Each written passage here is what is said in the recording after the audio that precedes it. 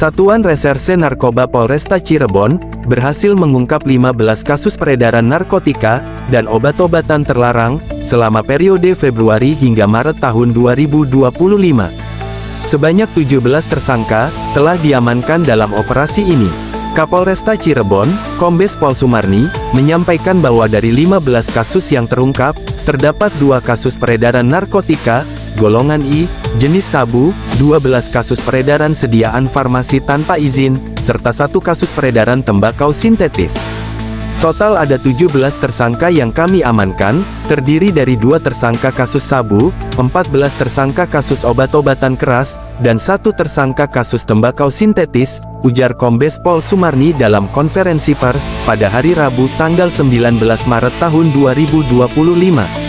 Kasus-kasus ini tersebar di 15 kecamatan, termasuk Gegesik, Jamblang, Sumber, Sendang, Lemah Abang, Pabuaran, Karangwareng, dan Ciledug.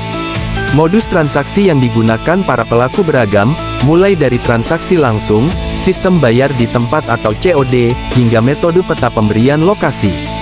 Dari hasil pengungkapan, polisi menyita sejumlah barang bukti, diantaranya sabu-sabu 1,45 gram, trihexyphenidyl 36.681 butir, tramadol 73.381 butir, eksimer 93.000 butir, DMP 278 butir, tembakau sintetis 2,64 gram, dan lainnya. Para tersangka dijerat dengan pasal sesuai jenis pelanggaran mereka.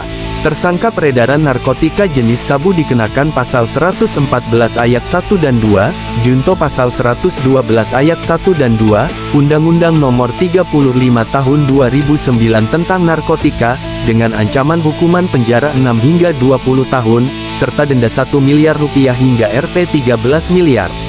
Sementara itu, 14 tersangka peredaran obat keras tanpa izin dijerat pasal 435 junto, pasal 138 ayat 2 dan 3, Undang-Undang Nomor 17 Tahun 2023, tentang sediaan farmasi, dengan ancaman pidana penjara 12 tahun dan denda maksimal 5 miliar rupiah. Untuk tersangka peredaran tembakau sintetis, dikenakan pasal 114 ayat 1 dan 2 junto pasal 112 ayat 1 dan 2 Undang-Undang Nomor 35 Tahun 2009 tentang narkotika, dengan ancaman hukuman penjara seumur hidup atau minimal 6 tahun dan maksimal 20 tahun, serta denda 1 miliar rupiah hingga 13 miliar rupiah.